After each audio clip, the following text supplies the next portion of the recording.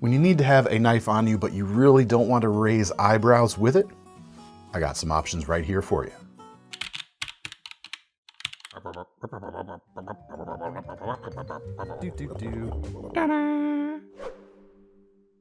Hey everyone, David C. Anderson here, coming at you from the KnifeCenter. Welcome to episode 255 of KniFAQ, the series where I answer all your questions, sharp or dull. What we do is we take your questions from the comments section, try to answer them to the best of our ability, and then Thomas behind the camera makes snarky comments. Arbitration. Today, first question is from Mikey D8716. DCA and KC team, can you give me a couple EDC real knife options that look like something other than a knife? Truly discreet, hardworking knife, but at first or second glance, it looks like or functions even as something else. Sort of. I have something sort of for you here. Quick aside, I don't always necessarily like the term real knife. Because typically when it's used, it seems to have a connotation of you need something like bigger, beefier, heavier duty for it to be a real knife, as though there aren't hundreds and thousands of legitimate uses and needs for a smaller knife. I mean, those are real knives doing real work. Whether it is like big, grunty, blue-collar work or not, doesn't mean it's not real work. Anyway, that's an aside. I say that to say, no, I don't really have anything that fits the definition of a real knife in a way. So I'm throwing cold water on my own complaint there at the beginning. But anyway, I have some things here that are on the smaller side, not necessarily like bigger, heavy-duty knives. That is where I am going to throw it to the comments section, actually. If you guys have some suggestions that I am somehow blatantly overlooking, which, as we'll find out later, can even happen to me. Like, there could be an obvious answer that for some reason I just forget about. More on that later. Rub his face in it, guys. There are a couple like obvious ones we think of first, like the SOG key knives. Obviously, they're designed to look like a key, but even when closed, the blade is kind of visible. The steel is pretty pedestrian on these. It is a stainless steel. They're like $14. Okay. There's also stuff like the Card Sharp from Sinclair, which lives in your wallet typically, and it folds open to create somewhat of a somewhat of a more real knife in this case, but still it's very thin. It's light duty as well, and that's not really disguised as anything either. Which is what you asked. It's more just kind of hidden in a way. So I don't think that's quite what you're going for either. The two things that come to mind for me readily when thinking of something that even if someone is looking right at it, might not be obvious as a knife. Two things, the CRKT Scribe and the Almar Stinger, because both of them kind of just look like a USB flash drive, which, although less common perhaps nowadays than they once were, are still ubiquitous enough that these are going to be pretty dang subtle and pretty dang, unnoticeable, quite frankly. The Scribe is designed by TJ Schwartz, and it is a small fixed blade. Both of these are fixed blades, actually. It's about $20. The steel is 5CR, so it's pretty pedestrian as well. But it is a really neat little classy package right there. Blade's about 1 3/4 of an inch long. You've got a pocket clip there to throw it in the pocket clip. Of course, you could throw it in the pocket, not in the clip.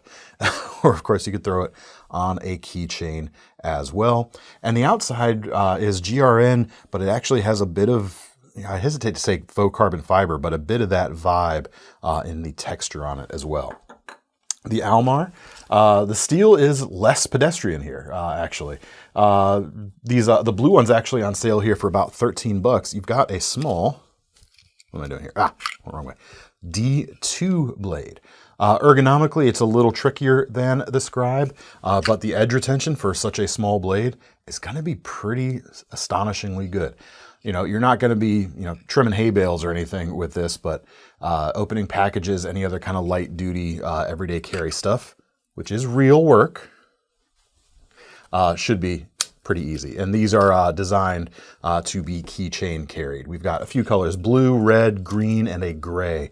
And I think the green and the blue are on a special price right now. The others are at about $17. So still pretty affordable. Is it a real knife? I'll let you be the judge of that. But if anyone knows of any kind of like heavier duty, like gruntier working knives that are, look like something else or not obviously knives, let me know. I do have a joke answer for this. The Woodsman's Pal. Even upon closer inspection, it doesn't really look like a knife, does it? I don't know. Looks like something. It made me chuckle anyway. Woodsman's Pals are really cool, by the way.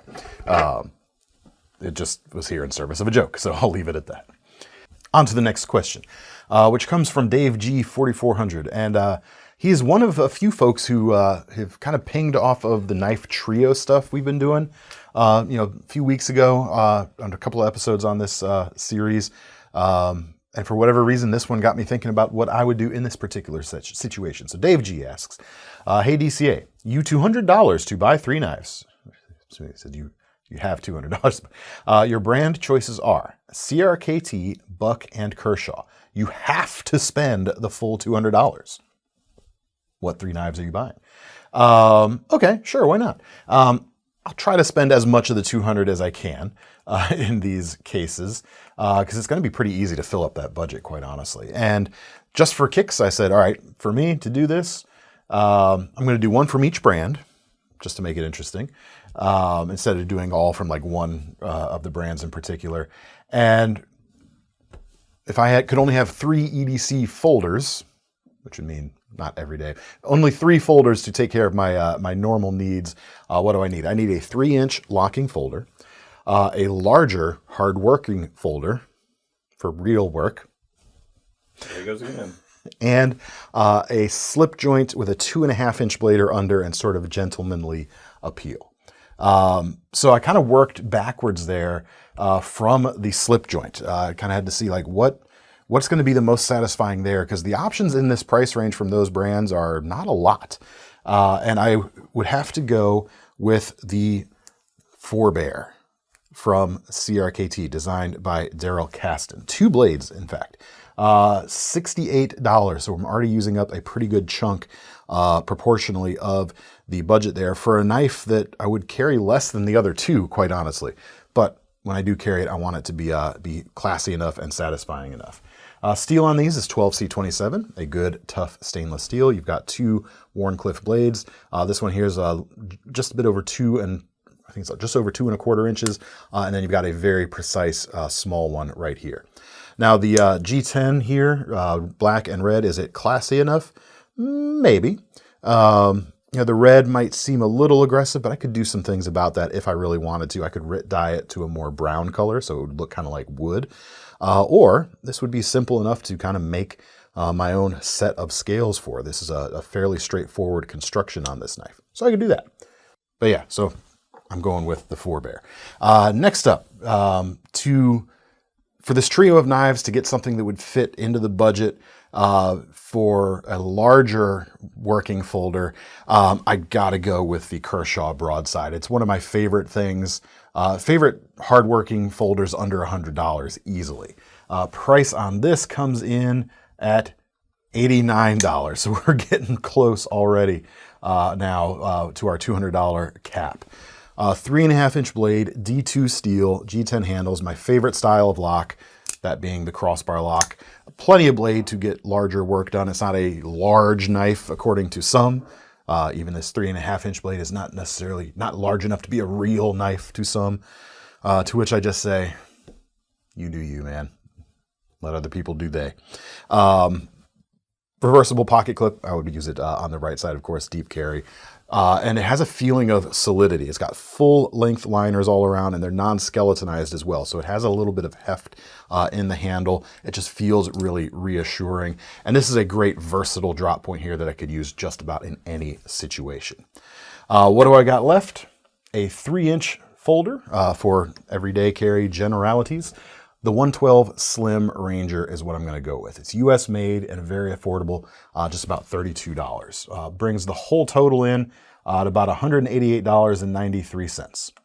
So I guess you could buy a honing rod or something to make up the rest of the budget if you really had to. Yeah, that'd be the tax. Yeah, it could be, but we're not going to get into that. These are such cool knives. 420HC steel with the Boss heat treat, meaning it performs a lot better than other 420HC steels that other brands use. It's the same steel, but heat treated different. They're well known for getting the most performance out of that particular steel. Enough on the handle length there for a pretty full grip when I need to. Bit of a finger guard there for protection, which is nice. Deep carry pocket clip here as well. Classic style backlock at the back, but it's slim carrying and one hand opening. Really, really cool knife. Then I thought, well, what if I could only be 3 knives, period? If I had to have a fixed blade or take care of kind of my fixed blade needs in here as well, what would I do? Well, I would swap out the broadside I would keep the forebear. I'd swap out the broadside for the Kershaw Camp 5, which comes in at about $73.